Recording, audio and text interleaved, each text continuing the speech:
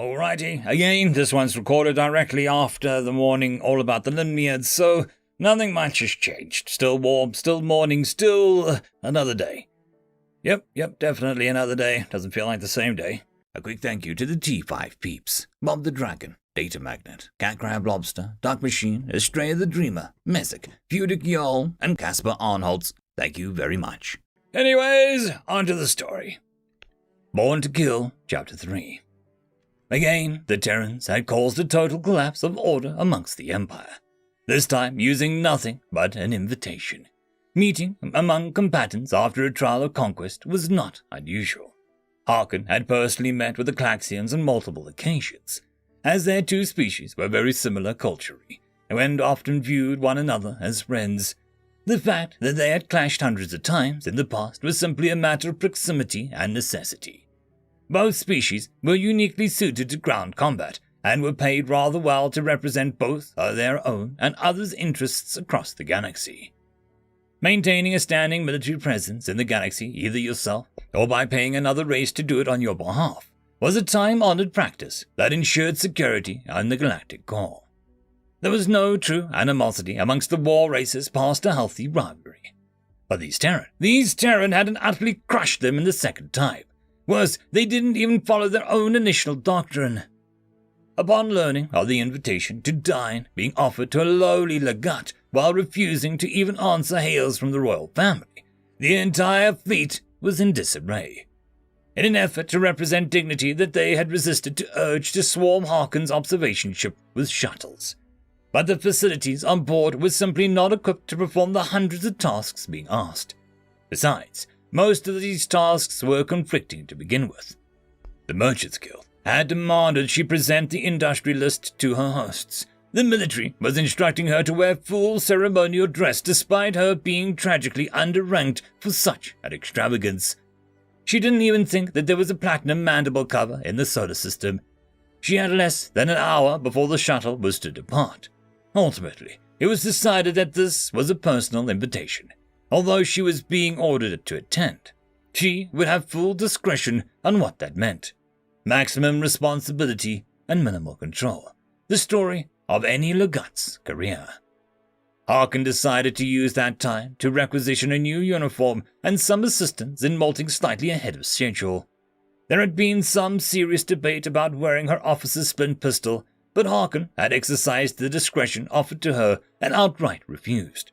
Partially out of protocol, and also because the Terran ship was running at anything close to 9.8 meters per second squared gravity. This pistol would pin her to the ground the moment she stepped off the shuttle.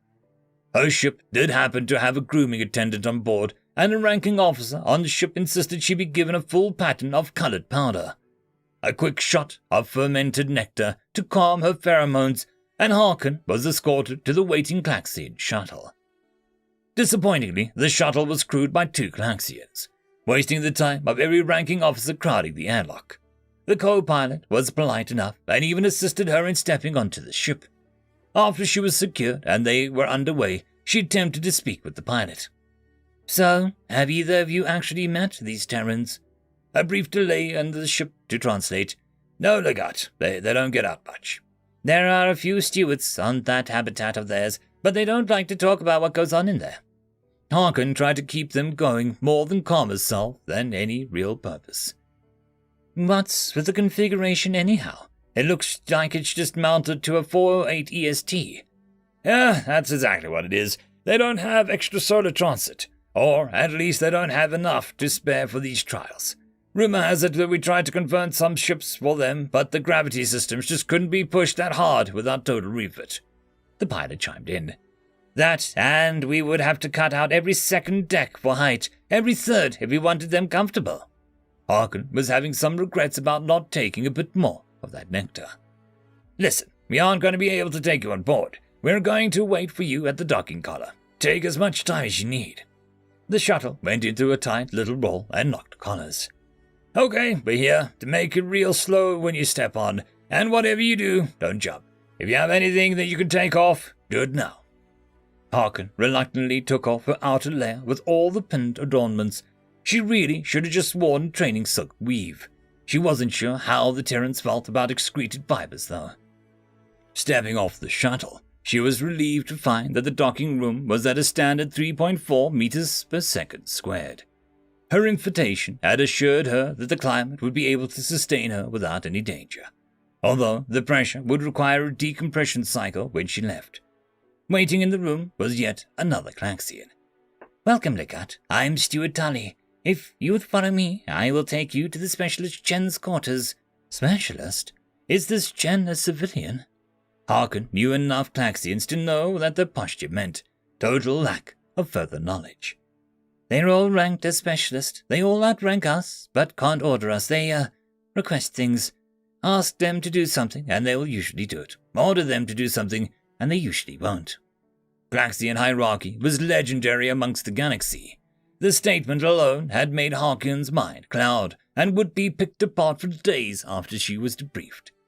The Klaxian extended a limb and transferred a remote while motioning to a platform over.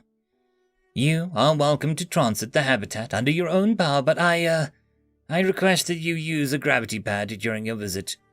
The gravity pad was worth more than a prime chamber on a home world. Harkon boarded the pad and watched Tully board her own. To the side of the chamber, there were 4 more parked. As she was directing her pad through the next airlock, the hall before her was at least 5 times her own height. She felt like she was entering the kingdom of a god. An excitement of the day's events had almost let her forget that over 90% of her own legion was dead. The materials of the hallway seemed to share the reflective properties of the monolithic armored plate that had so far been the closest she had been to terror. Even with her powder cover, a Klaxian would be able to tell that she was frightened. This was a kingdom of demons, birthed to end life. Those symbols may as well have been carved onto her optical pods.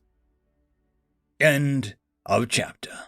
And that, my friends, concludes this video. I hope that you enjoyed, and if you do, please consider supporting the author, even by popping over and leaving a thumbs up or a nice comment, just to show your appreciation for the story. However, if you wish to support this channel, there are links down below which will help immensely. I will see you all in the next one, and until then, I hope that you have a fantastic day. Cheers.